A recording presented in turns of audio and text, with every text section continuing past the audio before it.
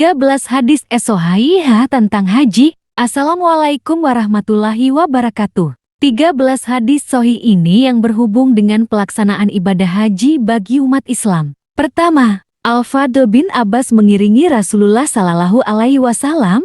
Lalu datang seorang wanita dari Qatsam, kemudian Al-Fadl melihat kepadanya dan wanita itu melihat Fadl. Lalu Nabi mengalihkan wajah Al-Fadl ke arah lain.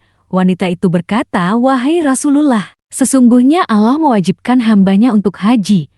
Ayahku terkena kewajiban itu namun ia sudah tua, tidak kuat duduk di atas kendaraan. Apakah saya menghajikannya?" Beliau menjawab, "Ya, hal itu pada haji wada." HR Bukhari. Kedua, Umar berkata, "Pergilah dengan berkendaraan untuk mengerjakan ibadah haji, sebab sesungguhnya haji itu adalah salah satu dari dua macam jihad." HR Bukhari. Ketiga, Abu Sumamah bin Abdullah bin Anas berkata, Anas menunaikan haji di atas kendaraan dan ia itu bukan orang yang pelit. Ia menceritakan bahwa Rasulullah menunaikan haji dengan naik kendaraan.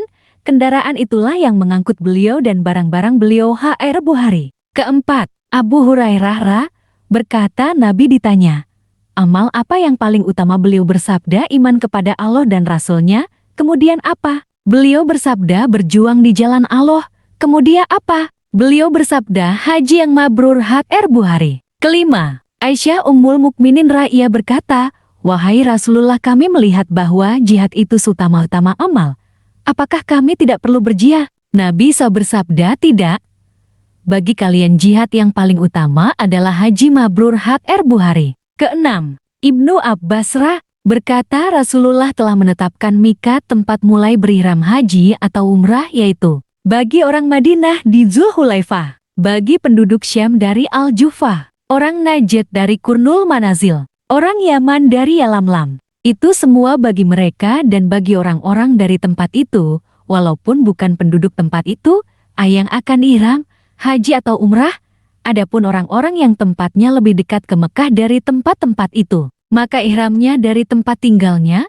Begitulah sehingga penduduk Mekah berihram dan talbiyah dari Mekah. HR Bukhari. Ketujuh, Aisyah berkata, janganlah menutup hidung dengan kain, janganlah memakai cadar, jangan mengenakan pakaian yang dicelup dengan waras tumbuhan warna kuning yang harum baunya, dan jangan mengenakan pakaian yang dicelup dengan zafaran. HR Bukhari. Kedelapan, dari Ibnu Umar radhiyallahu anhuma bahwasanya Rasulullah Shallallahu Alaihi Wasallam bersabda, Islam didirikan atas 5 perkara, yaitu menyaksikan bahwasanya tiada Tuhan melainkan Allah dan bahwasanya Muhammad adalah utusan Allah, mendirikan syahadat, menunaikan zakat, berhaji ke Baitullah dan berpuasa dalam bulan Ramadan. Muttafaq alaih. Kesembilan, dari Abu Hurairah bahwasanya Rasulullah Shallallahu Alaihi Wasallam berkhutbah kepada kita lalu bersabda, "Hai sekalian manusia, sesungguhnya Allah mewajibkan atasmu semua akan beribadat haji,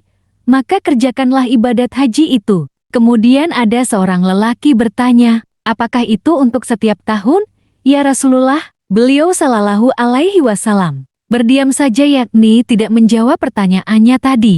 Kemudian orang itu menanyakannya sampai 3 kali. Rasulullah Shallallahu Alaihi Wasallam lalu bersabda, "Jikalau saya menjawab, ya, niscayalah beribadat haji akan menjadi wajib setiap tahun sekali, dan tentu engkau semua tidak akan kuasa mengerjakannya." Selanjutnya beliau Shallallahu Alaihi Wasallam bersabda, "Tinggalkanlah aku, yakni janganlah menanyakan padaku apa-apa yang saya tinggalkan untukmu semua, yakni apa-apa yang tidak saya sebutkan. Hanya saja yang menyebabkan rusaknya orang-orang yang sebelummu semua itu ialah karena mereka terlampau banyak bertanya dan senantiasa menyalahi pada nabi-nabi mereka. Maka dari itu, apabila saya memerintahkan kepadamu semua dengan sesuatu perkara, lakukanlah itu sekuat tenaga yang ada padamu semua, dan jikalau saya melarang kau semua dari sesuatu perkara, maka tinggalkanlah itu." Riwayat Muslim. Ke-10, dari Abu Hurairah